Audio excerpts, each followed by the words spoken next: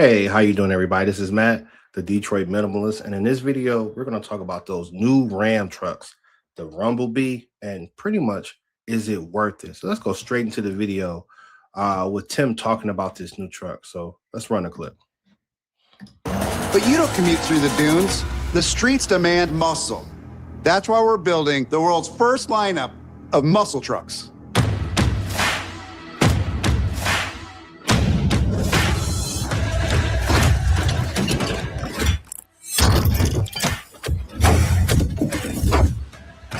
Now, I will say this. I am pretty excited for these new muscle trucks, right? I mean, obviously, it's not something you see every day, these mass-produced muscle trucks. So it is pretty exciting. This is the all-new Ram 1500 Rumblebee. 5.7-liter V8, 395 horsepower, 0 to 60 in just over 6 seconds, and only one battery. It has four-wheel drive for maximum traction and rear-wheel drive for when you want to have some fun. Exclusive quad-cab, short bed design, drop stance, street-tuned suspension, and full wide body. You don't give up the back seat, the bed, or the practicality. We're talking real capability, real payload, and no compromises. Now, I'm gonna be honest. Like, we're talking about, is it worth it? But I will say this, from a styling standpoint, it looks badass, man. Like, it looks pretty cool. Like, I like the aggressive look. It really looks like a real muscle truck. It looks like they took the stuff that worked for the Challenger and the Charger and put it in the Ram. So good job for them. Good job to them for doing that.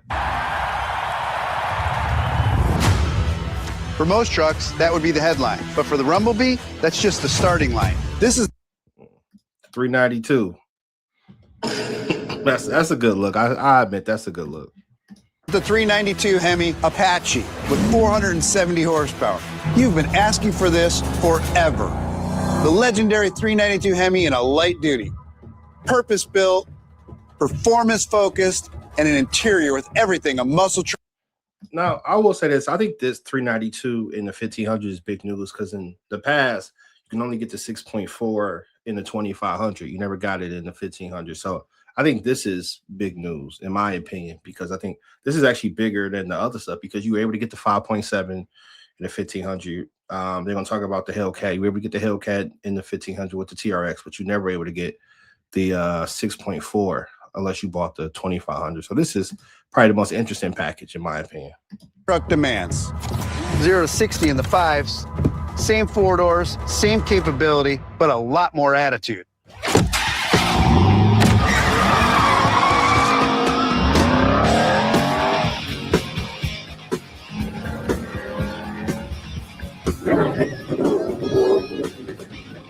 Some people just can't stay. No, I'm kind of fast forward this a little bit because I want to kind of talk. We want to talk about the last truck they got. You know what I'm saying? So let's kind of fast forward a little bit.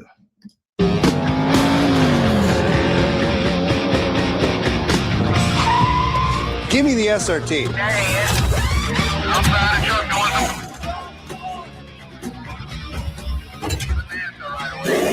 Now that's the last 10.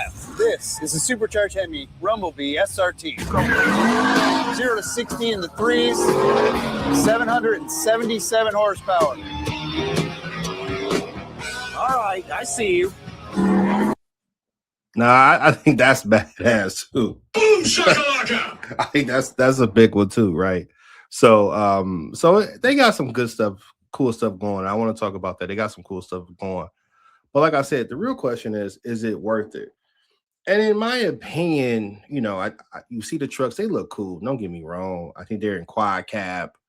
But I think the issue that you're going to run into is they're going to be so expensive, man.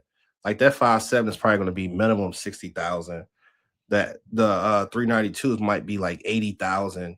And the SRT Hellcat is probably going to be in the $100,000 range, right? Because they're bringing the TRX back, and that's going to definitely be in the $100,000 range. I think that started at 99 or 102,000. So it's definitely going to be 100,000. So it's very expensive for what it is.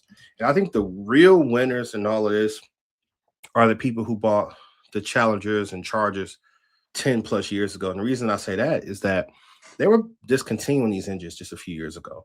Now, if you have these cars, you kept them, right? By them producing these trucks, that means that they're still going to keep servicing these engines. They're still going to create. They're still going to keep creating parts for these engines, which is good news for Challenger and Charger owners. And this is the kicker.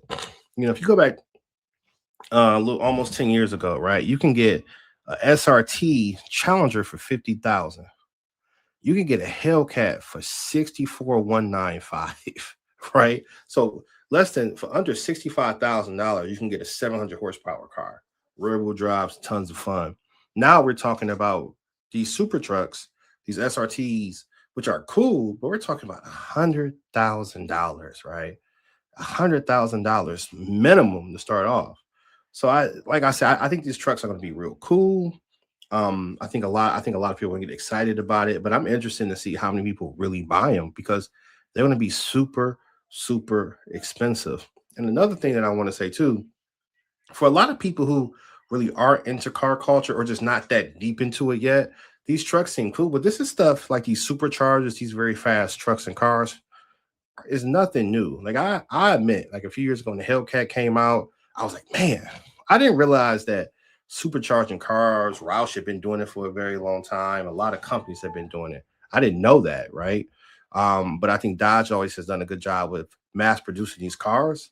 So it was always good. But I didn't realize it was something that was always done. And I think for myself, there's a company, but it's also a dealership, Long MacArthur Ford, that produces these Roush supercharged Ford trucks. They've been doing it for almost 10 years as well, too. Here you got a F-150 for under 60,000. Here's a regular cab with a Roush supercharger, with 700 horsepower, right? I want to get one of these trucks. I might just get this truck instead of the Ram truck for 100,000 if I want to get to that 700 horsepower. Now, I will say this: the Ram trucks have great warranties, 10-year, 100,000. But you got to ask yourself a very important question: is it worth it?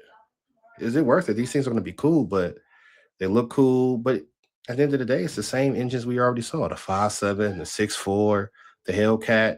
It's just these old engines that they had for a long time. So it's good to see them in a new truck that they designed, but I still think they're overpriced, So I want to know what you think. Am I being too harsh by saying these things are overpriced?